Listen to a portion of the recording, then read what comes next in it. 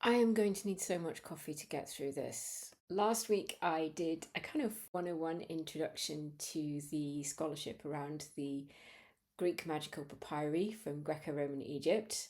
And this week we're going to do a deep dive into the Theban Magical Library, which is this set of magical handbooks I used as an example of the difficulties around doing scholarship with these objects. Now, I'm going to ask for your forgiveness. I do have a lot of coffee here, and I have my old copy of the Greek Magical Papyri because some of the things I'm going to be talking about, they don't have a new version yet, so I have to go back. But the reason why I'm asking for forgiveness is because I'm very, very tired. It is week 3 of the new semester, and I've just hit teaching like a wall. So I'm going to try and decompress, get back into the things that I really like, and talk to you a bit about the Theban Magical Library, which was the core set of handbooks. We're going to find out just how tricky it is to know which books should belong in the library, even looking at the definition of a library in the first place, where it may have come from, and the way it was treated in the 19th and 20th centuries, as well as the 21st century now, because there's been a whole load of new research. What I promised in the last video was that I would talk about how these handbooks were used. Lady of the Library did a lovely video about the history of grimoires and believing that books could summon demons.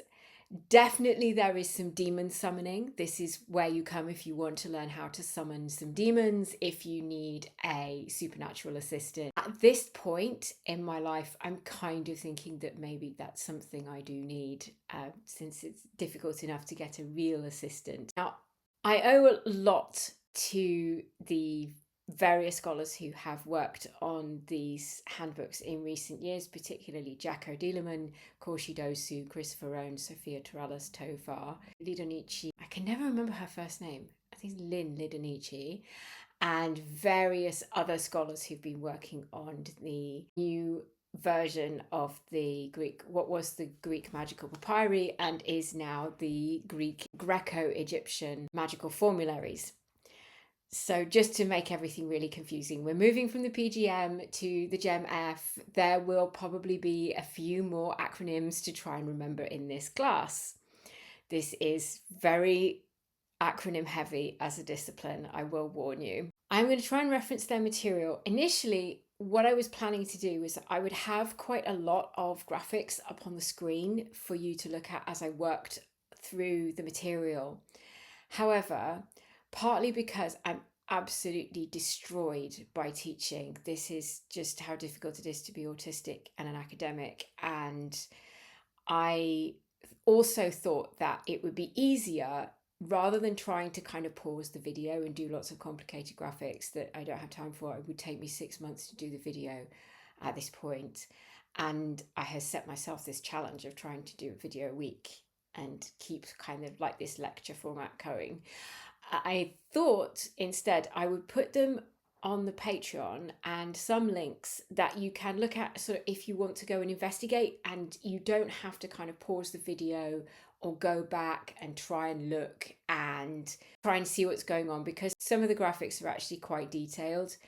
I know that there are often times when I'm watching people's videos and they have complicated graphics and I want to dig into what they actually are. I prefer to go and look at them. So what I've done is I put a free post on my Patreon that I use basically as a blog, because it's easier to use it as a blog. You don't have to pay any money at all. You can just go and look and see for yourself what those things look like. I'll start with a recap from last week. Now, the Theban Magical Library is a subset of what we used to call the Greek Magical Papyri, the PGMT, wasn't it? GMPT sometimes, that makes up around half of the larger magical formularies that survive from Greco-Roman and late antique Egypt.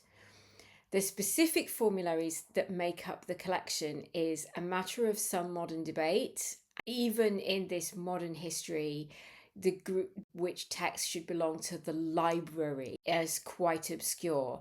Now, the reason why it's called a library, we could use it in various contexts. There are whole chapters of books devoted to what a library is, how we define a library, in the same way that academics have been arguing over the definition of the word magic for the last 300 years. They have also been discussing how we define a library. Turns out it's more complicated than you think.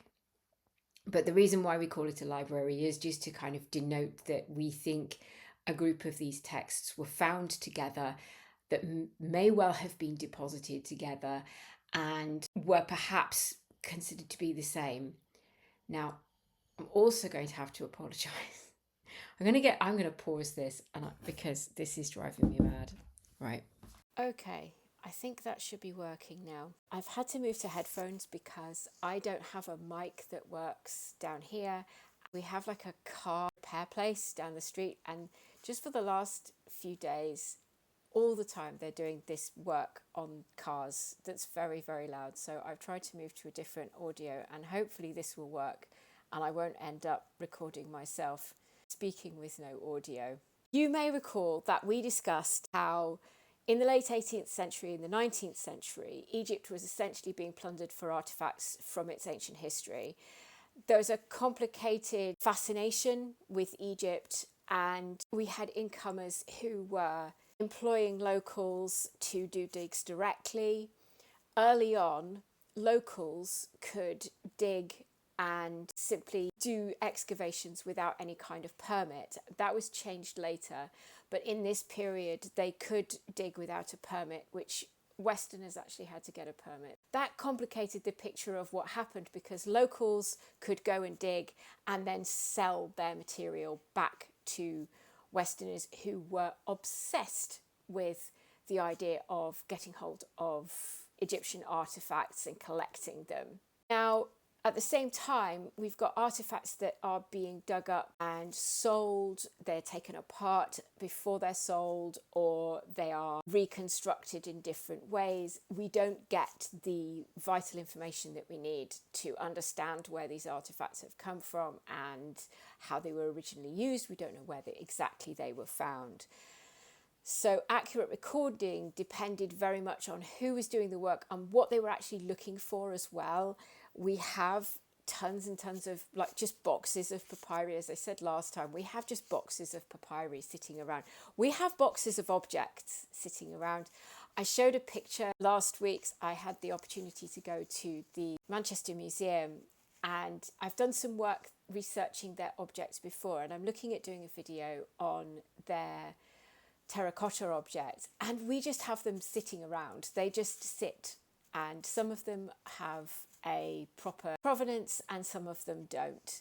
Without that information, we're very much left to guess, and we have to use the objects themselves to do that kind of interpretation. So one of the things that I had to learn to do during my PhD was learning that kind of interpretation when you did not have find spot information and you didn't know what you were potentially looking at, or the broader context. We're going to start a bit more simply here and go back to the work that I discussed last week. That was the work by Korshi Dosoo on the Macedonian Greek consul for Sweden and Norway, Jean d'Anastasi. And yes, just like four countries in one go, Jean d'Anastasi. If that seems like a bundle of origins for one person, you'd not be wrong. He was apparently a friend of Muhammad Ali, which saved him when his family suffered a financial misfortune in 1802. So possibly a result of the withdrawal of the French army. I think his family were involved in provisioning and logistics. Muhammad Ali was able to help and support Jean d'Anastasi to maintain his position in society. Now, he's known by a lot of different names. The one that I used for a long time was Giovanni d'Anastasi. And there's a guy called Anatharsi, which you have to watch out. That's not the same guy. It's just really quite confusing. But I am going to stick with Jean d'Anastasi because it seems to be the name that people are using at the moment. He also conducted his own digs. He was an Egyptophile. He was fascinated by Egypt, and he had a number of collections Obviously, he had enough wealth to secure collections. Being a friend of Ali meant that he could get hold of things much more easily and had access to places that other people couldn't reach. So he was working around Saqqara, Memphis, and Abydos. But he also purchased from locals because, of course, they didn't need permits. So they could sell things and get access to places that Westerners couldn't reach. And there's a lot to be said around the colonial pressures that become involved in what happens to cultural artifacts when you have people coming in and putting pressure on the market and encouraging people to sell what they have. As I discussed in my conversation on Babel by R.F. Crown with Leid's library last weekend. What we know of his activities being pieced together by a number of scholars, and much of the work around the library is based on the records of sales from Anastasi's collection. So according to Dosoo's work, there were 3 sales across the first half of the 19th century. They are the ones that are relevant here for thinking about particularly the Theban Magical Library. Anastasi never made any comment or note about what Dosoo calls the coherence of the collection. So he never talked about where he had gained the material from, which of the handbooks specifically belonged to the collection and which did not. Unfortunately, we're left with the notes from various sales that just described what was being sold. Obviously, you're starting to see the problem that we have as scholars in 2025. Material was coming into Anastasi's possession from different sources, and the records around those acquisitions are kind of somewhat sketchy. It's not clear which of the magical handbooks, which we're now calling formularies, were found together and then sold or given to Anastasi before he sold them on into Europe. The basic modern concept of the Theban Magical Library is that it consists of a set of magical formularies found in a tomb by some unknown individual. The find spot is unknown, so we can't even guarantee that it was a tomb. There was kind of a legend that it was. It's sort of mentioned in some materials that it was a tomb, but this is unclear. So it could have been near a tomb, it could have been actually inside a tomb, we don't know. Korshi Dosoo, when he was working on the library back in 2014, I can't actually believe that that's already 11 years ago, made a list. He went through all the scholars who had worked specifically on the library in modern times and which of the papyri that we had considered to be part of the Greek magical collection should be considered part of the Theban Magical Library and therefore found together. Okay, so the records showed they were found in Thebes, although we have to remember, again, this is what was noted down. We don't necessarily know the source of that information. 2 sets of these formularies were written in identical or near identical hands. So that is, we can identify particular types of handwriting. What you can do is do your very best to try and say, well, these 2 hands look very similar, therefore they might be the same person. And that's about as far as we can go, and that's called paleography. We think that the handwriting suggests that they are the same person or likely to be the same person, or perhaps someone copying someone. It's very tricky to identify them. They're known as the alchemical group or the Leiden Demotic group. Annotations in the 1828 sale link 2 of the papyri together, so they claim that these 2 papyri were found together and that they are linked to each other. They were sold in 2 lots, and each lot included material written in identical and near identical hands, breaking up big scrolls and codices and selling them to different museums at different times. Now, while we have written catalogues about these sales, that might in some cases be based on mistaken information. If I didn't have a migraine starting this morning, this triggers it now. We also have conflicting information from Anastasi's own records about where these formularies came from. So at one point he mentions an Arab dealer, but in another there is a hint at finding them on one of Anastasi's own digs. They could have been found by a local working on one of the digs and then handed over, but they could also have been found outside the dig and then sold by the local. We have a lot of conflicting information about how the big papyri, particularly GEMF 15 that used to be PGM PDM 12 and GEMF 16 PGM PDM 14, apologise once again, we are in acronym territory, came to be cut up. If you remember from last week, I mentioned that these two were cut into portions and sold separately to different museums. One possibility is that locals cut them up to resell them back to Anastasi. So if this is true, then Dosoo suggests this means the original collector was one of the Arab locals who may have sold the papyri to other collectors that then found their way back to Anastasi as part of kind of a mingling, sort of small-scale sales that were happening between European collectors in Egypt.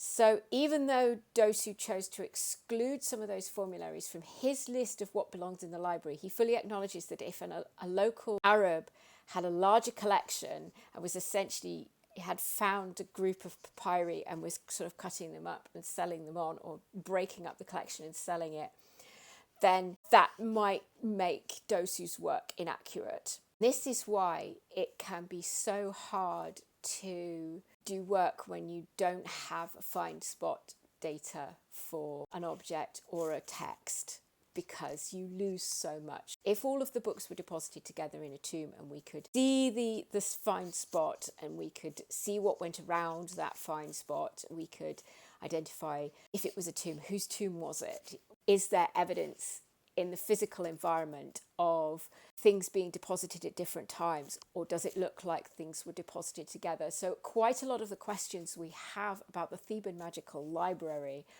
arise from the fact that we don't have that initial data. But what you can see in the first table that I have added to the Patreon, and I will try and edit it in here, is that a lot of modern scholars have worked on the library and they have made different decisions about which of the texts that we now have in various libraries should belong in it.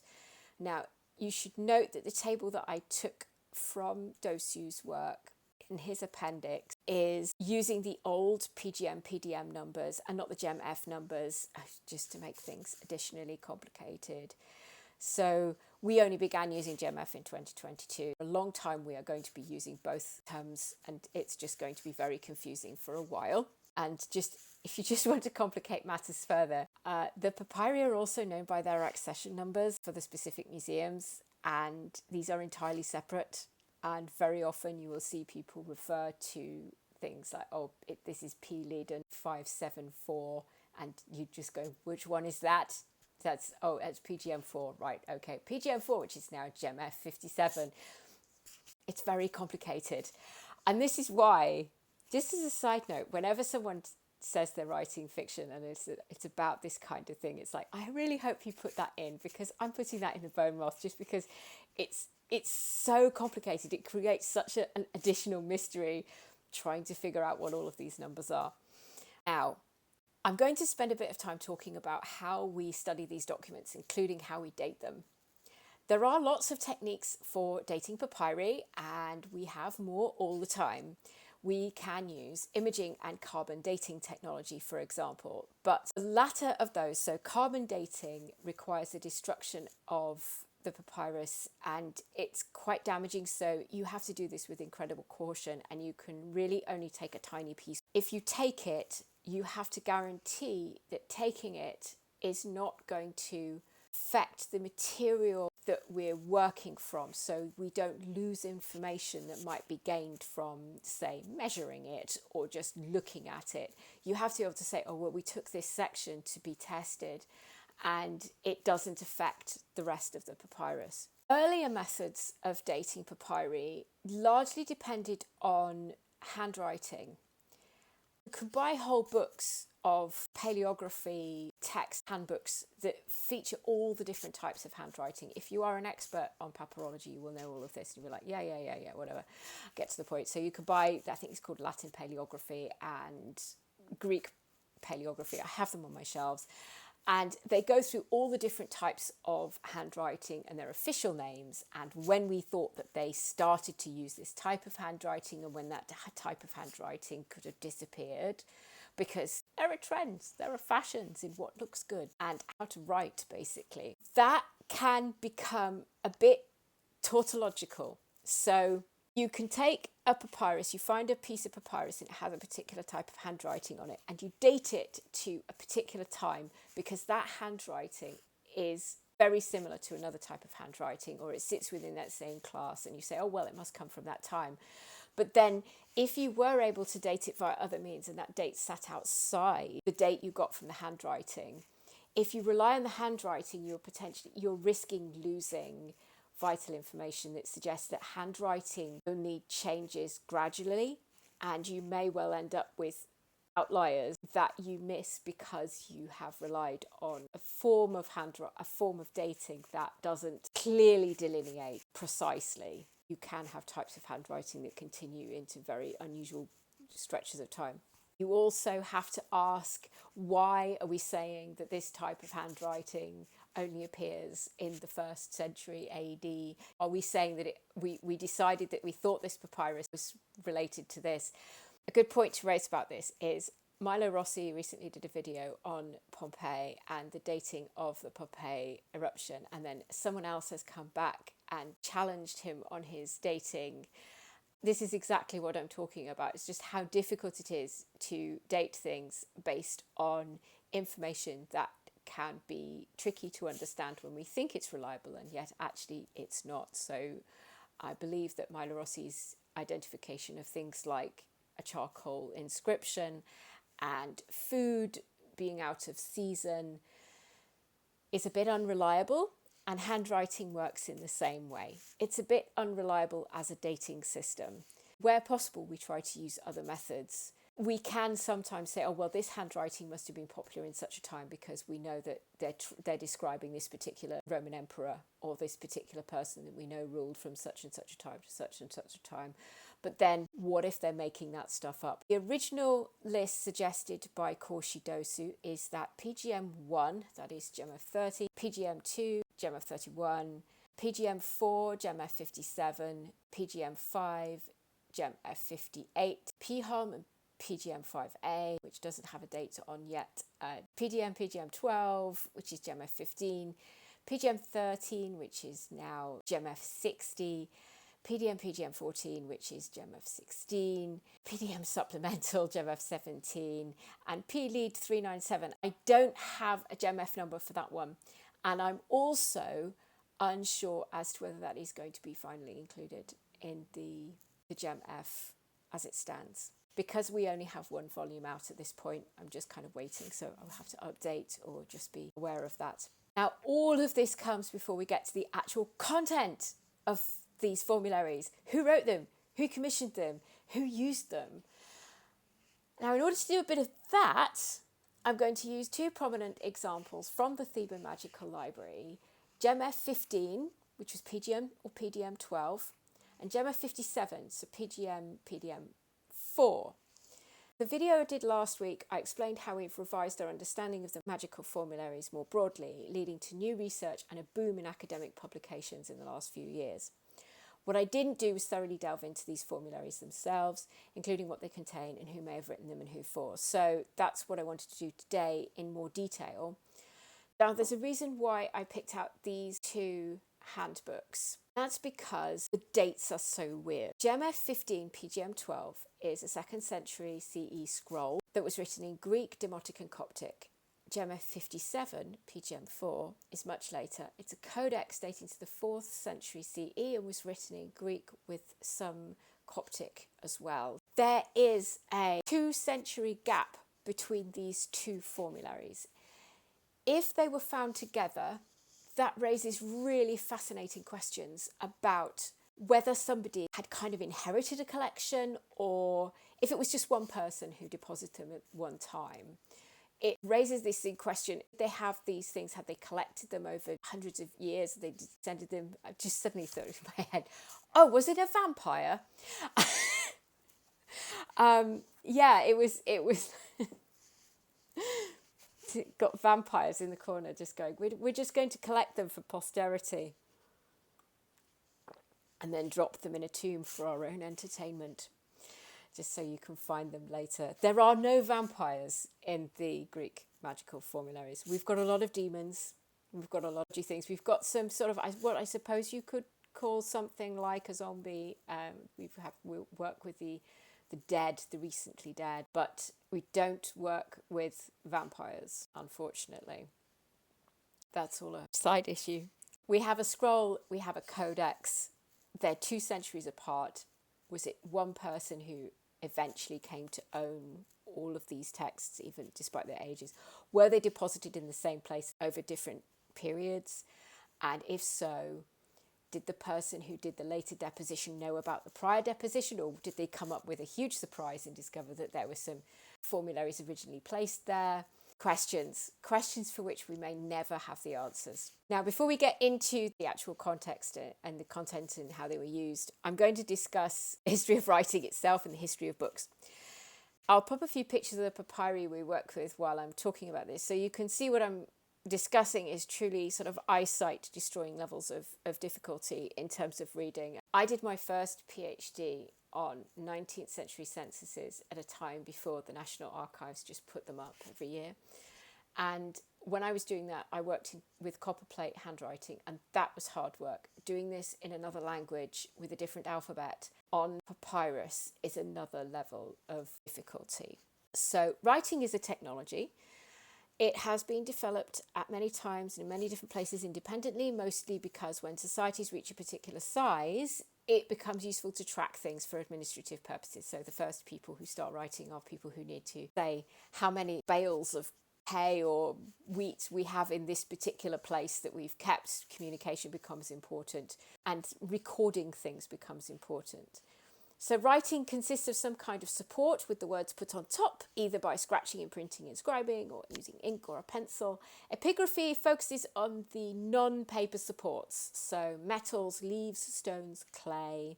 Paleography focuses on paper or paper-like substances and ink and pencil. So writing in Egypt used papyri made from papyrus reed cut down and laid crossways to each other. That's the kind of thing that if you are a tourist and you visit Egypt, you can find it just absolutely everywhere. The recto is considered the easier side to write on, and the verso the rougher, trickier side. If you know about more modern grimoires from the medieval period onwards, you may know that those two terms are sort of reversed. And I found this really confusing because I started reading books on medieval studies and they used the verso as the front side and the recto as the back. Writing doesn't spring up with a whole lot of grammar and punctuation rules. Early examples of Greek writing, for example, have no punctuation, and they run both from left to right and right to left. They wrote sort of like that. It was called boustephodon, and it's based on how you would plough a field. But early punctuation comes in as reading takes place out loud. So if anyone here belongs to the strange group of people who don't consider listening to an audiobook to be legitimate reading, that's a problem, because reading up until the development of the book and the idea of private reading was very much something that was done in groups, and it was something that people listened to. And if you know about the history of Homer and the history of listening to stories told when you couldn't read, that is how we have exchanged information for thousands of years. So when people started writing things down, for a long time they still listened to it, and very often listened to it in groups. It was a common practice that I will come back to, of having somebody, a servant or an enslaved person in your household, who would read for you as part of a kind of evening's entertainment after the day was done. And that was how some of the early novels were most likely consumed. It's worth thinking about that if you are a audiobooks aren't real kind of person. Now, by the time GEMF 15 was produced, we see some evidence of textual organisation. So we have some titles, we have marginalia, which are notes in the margin of a text from either the user or somebody else or a scribe. Most of this technical material comes from the modern team who are currently working on it, that is Dieleman and various others. It is a scroll, and the technical details that I shall give you are it's 360 centimetres long and it's mostly 22 to 23 centimetres high, so like that high. But it varies because it's been damaged in different places. So both ends have now been broken off. The recto side contains a version of the Myth of the Sun's Eye in Demotic, which is a script for writing ancient Egyptian, and that's datable to the early 2nd century. The verso, though, contains a series of private rituals for various purposes in Greek and Demotic, or a combination, and dates to the late 2nd century. We have some small indications of punctuation, but not very many. You are expected to know where the punctuation goes at this stage. Now, I'm going to quote directly from Dieleman's notes. He says, "The excerpt shows that Anastasi did not discover the manuscript himself but purchased it from Arabs, and that the manuscript had already been torn in two by that time. As the manuscript is an addition to the sale, it is likely that Anastasi did not yet possess the manuscript when negotiations started. Upon inspection in Leiden, the director Caspar Ruvens discovered that both halves contained fragments amounting to about 2 columns of manuscript within their folds. Hence, Ruvens concluded that the manuscripts rolled up and tucked into the folded. If you found a roll, you could unroll it and the other one would be inside. My cat has arrived. According to the Catalogue Original de la Collection d'Antiquités Égyptiennes d'Anastasi, AMS 65 comes from Thebes. It then follows that AMS 75, I384, is from Luxor or Thebes 2. Unfortunately, no further information about the find spot and archaeological context of the two manuscripts is available. Scholars agree, however, that the two manuscripts were found as part of a hoard of magical and alchemical manuscripts, nowadays known as the Theban Magical Library. That's a lot. The scroll contains the formulary contains 29 recipes, 19 in Greek, 7 in Demotic, and 3 in a combination of Greek, Demotic, Hieratic, and Coptic. That's a lot of handwriting. The handwriting for the Greek and Demotic recipes are different. The Demotic hand bears a striking similarity to the handwriting in GEMF 16, and one word uses the same cipher as is used in GEMF 16, which suggests that the two formularies were composed in what the editors call the same scribal environment. So that is potentially scribes working together in a grapheon, which is like a kind of an office space for scribes who are doing commissioned work. Perhaps even the same scribe may have worked on it. The Greek recipes sit with the Demotic recipes to the left and right, and we don't know how much of the scroll we've lost at either end. It's impossible to tell. The Greek makes use of a lot of abbreviations and lexical signs, suggesting to the editors that the scribe was very well practiced. What tended to happen was that very experienced scribes would write a lot by using sort of small signs above and below that just kind of indicated I've abbreviated this word. Greek in particular has some very long words in it because it has 5 different cases and 3 voices, so you have active, passive and middle voice, and that can result in some very long words, especially because they were quite happy to stick prefixes and suffixes onto each other. Using some lexical signs gets around the problem of that taking up quite a lot of space. Now, the editors have used comparisons with other hands in different documents to suggest the 2nd century date, although earlier research had suggested the 4th century, and they do kind of acknowledge that. Now, there's a lot of complicated discussion over the differences in the handwriting of the Greek sections because they suggest multiple scribes may have worked on producing the scroll. And that completely rewrites your picture of one magical practitioner at midnight, lit by these little oil lamps, doing this work with his magical assistant, writing out all of the spells by himself or herself, but probably himself. The recipes themselves are complicated as well because you have prayers, you have hymns, and then you have maybe making a figurine to act as a supernatural assistant. I've spent a lot of time on that particular spell. There's 2 rings of favour that are almost identical, except that one has a short description of how to make it, and the other one is just like it's just a text basically that you should read out. The other one is a very complicated 3-stage praxis for activation. We also have separation, insomnia, and attraction procedures. Those are all kind of forms of erotic magic for trapping somebody that you want in different ways. If you want to separate them from their current partner, or you want to cause them insomnia so that they can't think about anybody but you, or you want them to be totally lustful after you the entire time, that works in that kind of arena. Those are very common forms. It's why I have a problem with the use of the term love when it comes to describing these formularies, because there's no love involved. This is violence stuff. This makes romantasy look mild. Most of these procedures are men acting on a female target. Sometimes you see men or women listed in the text, so they will say delete as it's almost like delete as appropriate. I attract NN, man or woman, to me, NN, and you put in your name and their name where required. Yeah, it literally works like that. Delete as appropriate is literally how they work them. And sometimes you see overtly women to men or men or women to women. And that is a whole area of study that I have only just sort of skimmed the surface of, unfortunately. We also have bond-breaking procedures, some alchemy to fake gold and some requests for dream oracles. So dream oracles were a huge deal in the ancient world, being able to access the world of the dead via dreams that would predict the future. But also the original form of alchemy wasn't making gold, it was faking gold. It was very much obviously a scam.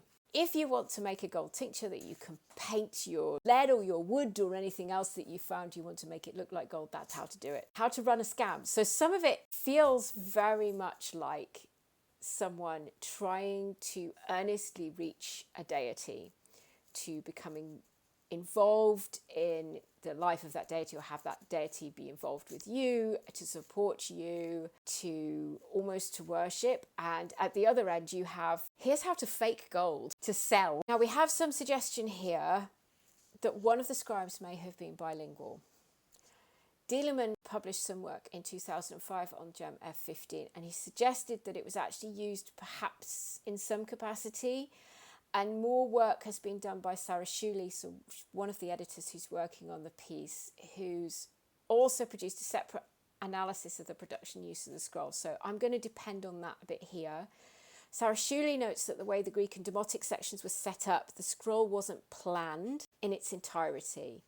So it seems like some sections were organised in advance and some were kind of pulled in at later times. And once again, you are beyond the idea of a lone magician working by themselves. This is a group of trained scribes, and it would seem that their specialism, rather than being magic, is actually writing and organising a book for somebody. What was a book as a scroll? They may well have been working on multiple documents because, you know, we have the relationship between GEMF 16 and GEMF 15 to think about in there as well. They were perhaps making a compilation from single sheet recipes. One thing that we think was happening was that if you were a practitioner of magic, they had a handbook or something like that. They had a group of formulas. And what they would do is they would copy out a single formula and they would give it to somebody who was paying them, a client, and say, here, all you have to do, go to this place at midnight and say these words, and what you want to happen will happen. Some of the recipes are sort of grouped together, so the pair of ring spells are positioned together and the separation spells are positioned together, and others are scattered about within the scroll as if they were just sort of like, oh yeah, we've got this will fit in here. We can put this in. To build on what Sarah Shuley has suggested, Chris Farone has, and I really hope I've got his name right there, has imagined a complex process for sort of making and using these recipes. So he thinks that you've got people who were writing out single praxis sheets that were intended for just one person. You just give them out. But then those single recipe sheets were sort of floating around, and then someone would get hold of them and start collecting them, and then they would produce or commission a handbook of them. Now, whether they intended to make the handbook so that they could use the handbook to then further produce more of the single sheets, or whether they were collecting them because they were like, I just really like collecting these things. I like reading them. I think they're fun, entertaining. So we don't know. And now I am going to pause because I need more caffeine. Now, these single sheet recipes are short. The research suggests that the reason for this is because it made it easier for clients to perform them. Much more difficult to tell someone that they needed to purify themselves, to go to a place at midnight in the middle of nowhere and perform a 3-stage ritual. That is really tricky. What it seems like when you look at them, they will say something quite simple. There is one in GEMF 15 at line 50 where all you have to do was hold some beeswax and hold a sword, and you said some words at a particular time, and Kore or Persephone would come down and she would bring some torches with her, and you could use the torches to communicate what you wanted. So you could pretty much do anything. Do you need to get a particular person that you want to fall in love with you? You do this one thing. Do you need someone to be murdered? You could do that. Pretty much anything that you wanted to get out of her. But all you were really doing is speaking at a particular time whilst holding these substances, and the beeswax or honeycomb. Now that is pretty simple. So there is a protective amulet. You need to wear amulets on your hands so that you are safe. We know from elsewhere in PGM 4, incidentally, that some of the gods and goddesses are really quite dangerous to work with, and you should approach them with caution. Now, that copied out and conducted is easier than trying to do something that took a long time, that required you to be separated from everybody else for a long period. So you could just go and do this. I'm reminded of the Etsy witches. I am going to have to do a video on the Etsy witches, I think. So the grouped compilations, so the places in the text, say for example where you have 2 ring spells are positioned one after the other, the separation spells are written one after the other, they're like mixtapes. You could copy a couple of songs from an album here that you really liked, and you could put them in there, and you could take this one from over here. You might have 3 or 4 different recipes, alternatives that you wanted to use. I will try and put this on the screen. If not, it's on the Patreon. If you want to look at it in detail, it shows how the different formulas were grouped according to the scroll. You can also see the pictures that I have also put up on Patreon. The first column is in Demotic, is written upside down to the right side end of the scroll, following Egyptian temple practice. It was vertical as opposed to horizontal. And then at some point, a Greek scribe comes along to write a set of columns at 180 degrees, and we don't know why, just that it did. Only know that it happens. So now the text and handwriting have been laid out by Sarah Shuley, and we can see that. It's much clearer to see how they were kind of working with it, but we don't know quite how this work happened. There are also 4 drawings. Hopefully the drawings will appear on screen, and I will also put them on the Patreon. I really love the drawings. They have a very Egyptian flavour to them. Part of my PhD examined the role of drawing pictures in these handbooks, including this one. Now, a striking feature to me is that these drawings are often specified in the text, but they're not reproduced. They're described in detail.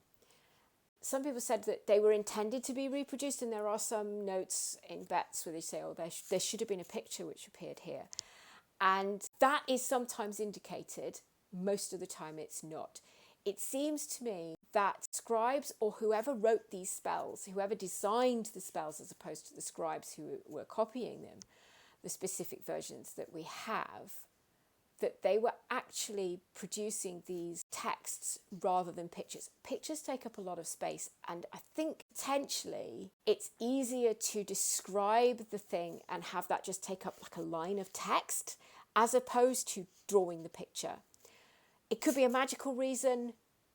We have a couple of procedures, PGM 4, which involves summoning a dead person to come and help you do things, various things, and you draw 3 pictures as part of the ritual. This made me wonder if actually drawing the pictures might activate them in some way, so it was risky to draw the pictures, but that is pure theory. I'm off script. We do have one handbook that's not part of the Theban library, but it exists, that is known as GEMF. I'm not sure, actually I don't know its GEMF number. I think it is GEMF 78, and it's PGM 36, and it's absolutely packed with drawings. The whole thing is just drawings. It's not always true that they preferred not to draw. Sometimes they did. It's fascinating that is the only one where drawing is significantly used as a strategy in magic. At the moment, the research on that one is relatively new, and much of that research around the drawing has focused on identifying the characters that are being drawn, so who they are in mythological terms, as opposed to why they were drawn the way they were. This still leaves us with the question of who commissioned, wrote and used the scroll, as whether the other two that we think were written by the same person. For this, we have to go back to considering the role of trends in modern scholarship. So I talked about this a bit in my last video, where I discussed the companion volume to the publication of the GEMF. There was a strong desire to shift away from a view of a magical practitioner as an itinerant priest who was maybe a fraud, maybe dodgy, going from town to town, selling their wares, with a risky character, scam type person. And this was based on descriptions by elite outsiders, particularly Roman and Greek writers, who may have been describing practices from their own cultures, as well as their own perceptions, and attaching them to Egyptian ones, as well as they're bringing their own prejudices to bear on people. Now, I will talk more about itinerant travelling drug peddlers, salesmen, snake charmers in another video, because that has a bearing on ancient medical practice. It's taking me a lot of coffee to get through this. So we have this particular view of the gullible clientele being bought into phony magical solutions. Now, it's not necessarily that the elites were themselves doubting that magic worked fundamentally. There's a lot of appeal to Egyptian priests and Egypt as the source of all magic, but they thought that these guys in particular were fake, were phonies. In the 1990s, Robert Rittner, and one of my patrons is going to be very happy to hear his name mentioned, because she's working on his library at the moment, he pushed back on this idea. His core piece of work for his thesis included this challenge that the claims of Egyptian magic and magical practitioners were serious, and that they were building their practice on much older Egyptian practices. He focused on how it worked on a practical and material level. Obviously, he's not saying that this actually works in the real world. He's explaining how this carries over into the Greek magical papyri. And this led to a period during the 1990s and 2000s when scholarship reclaimed these kind of magical practices. And they wanted to give them serious consideration as cultural artifacts and a common part of society. We went from a period when, because we've gone from a period when anthropologists and archaeologists were treating magic and magical practice as inferior to Christian practice, this pushback over the course of the 20th century resulted in the wish to take these practices very seriously indeed, and to shift away from this colonial perspective that treated Christian monotheism as some kind of peak state of progress towards which all cultures could or should be moving. This shifts how we think about it. Now, this is fantastic because it allows us to understand the breadth and the depth and contribution of Indigenous peoples whose work and traditions have been lost and are vital for understanding our relationship as human beings with the world. I mentioned in my last video that the study of Demotic and Coptic has always lagged behind Greek and Latin, and that meant that the Demotic and Coptic sections of these handbooks went understudied. As you can see, the title, the Greek Magical Papyri in translation, including the Demotic spells, is presenting a particular view of what went into this that isn't entirely accurate, because it ignores the fact that the Demotic and the Coptic and the Greek were sitting together in these documents, and we shouldn't prejudice one over the other. Now, we have to consider that this is scrolls written by individuals who were either bilingual or multilingual, either working for themselves or on commission, putting together texts that incorporate Greek, Demotic and Coptic ideas, as well as Hebrew. For a while it was suggested that whoever used GEMF 15, 16, 17 may well have been formally trained as a priest, or come from the priestly tradition in Egypt. Egypt was very much dominated by the temples for a long time. As Rome dominated the country, the temples lost their power, they lost their land.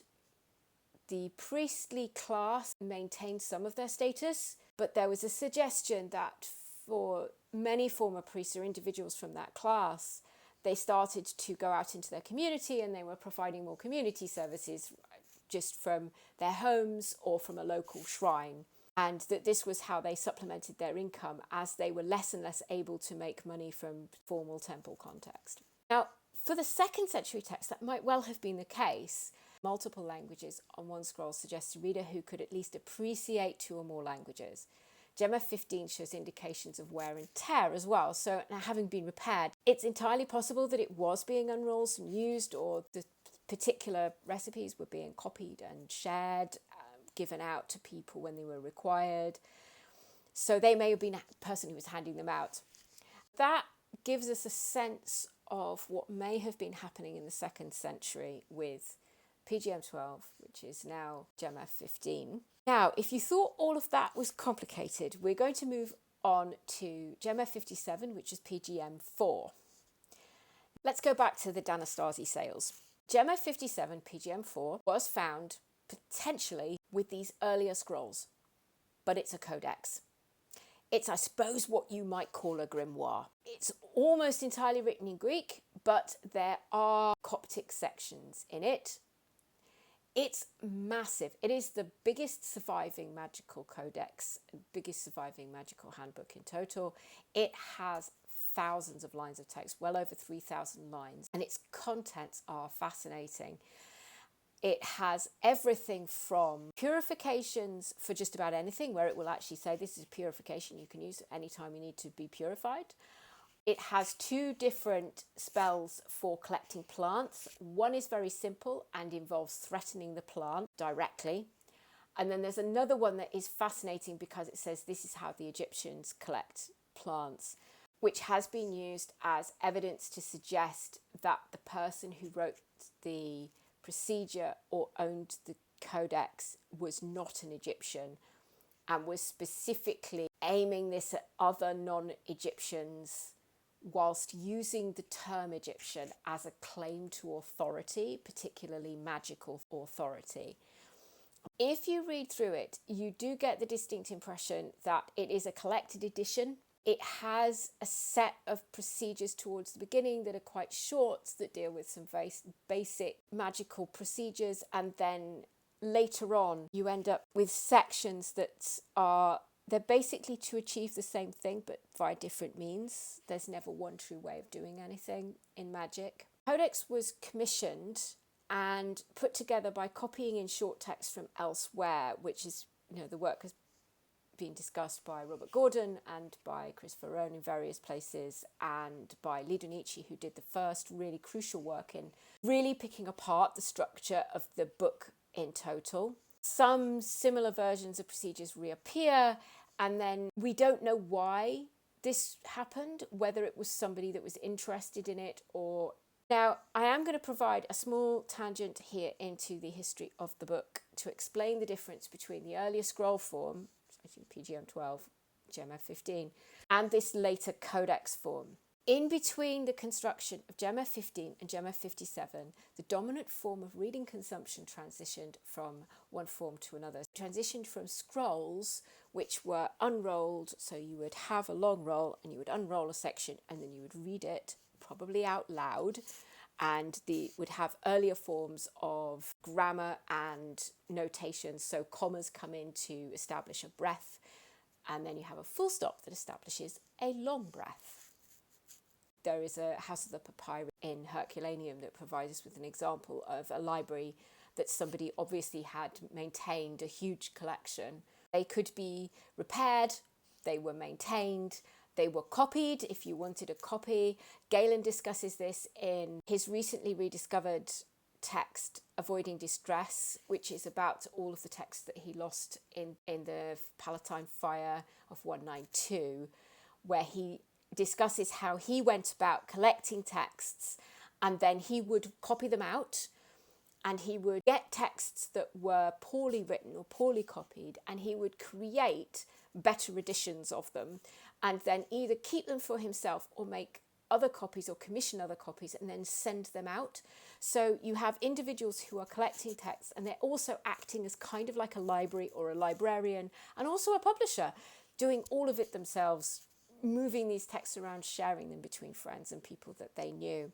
That gives you a sense of what they were doing with these early forms. When you get to the period where GEMF 57 was made, we had moved very much on to working with the codex, the book, which has a spine. This was how the technology changed. GEMF 57 is an example of that kind of shift.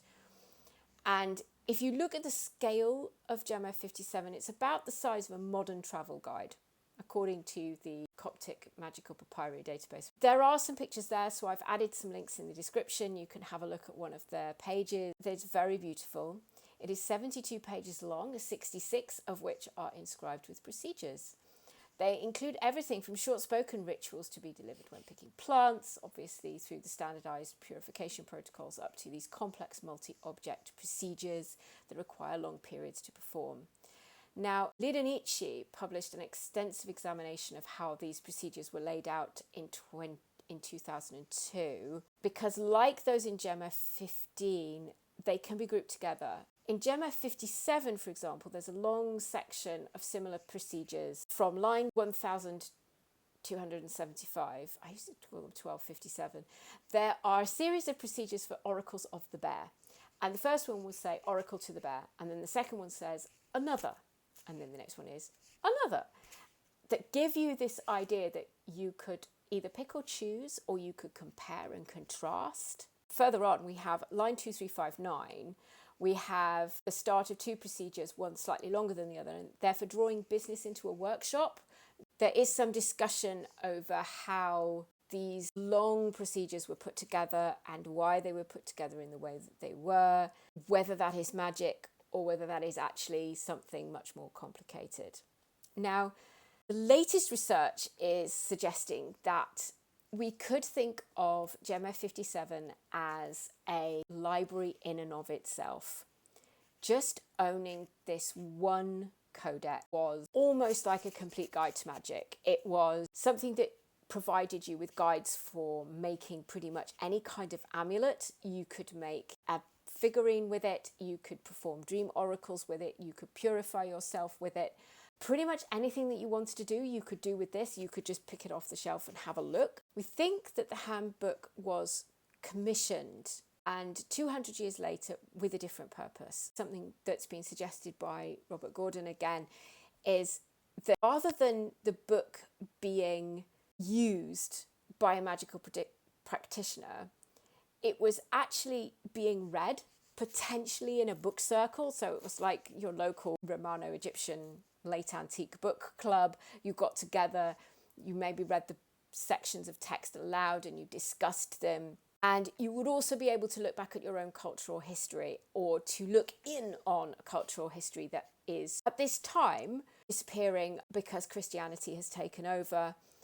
That also got me interested in thinking about reading groups from the ancient world and the concept of private libraries and what was actually going on. So just to give you a sort of a flavour of that kind of thing, we do have evidence of extensive private libraries. I did mention Herculaneum earlier, and I decided what I would do is I would look up sort of reading cultures at the time and the fascination with books. William Johnson was published recently doing some research on literary communities using Aulus Gellius's Attic Nights, which is a description of a reading group that kind of builds up around the forum in Rome, and it's young men, and they're kind of using reading as posturing and discussing it. Older men coming in with their views, and then younger men arguing with each other. And a lot of it is on how you define a word, how a word is being used in a text. Very much about the men's. Sorry, women could and did write. That is a video for another time that would be really fascinating, because I'd like to do a video on women's letters. Gellius describes these groups sort of having these discussions and looking at sections of text, reading them aloud to each other, arguing over them, debating them. And this is the idea that this is perhaps how GEMF 57 was being used, and how this library more generally, how the Theban library may have come together, is potentially that was what was going on.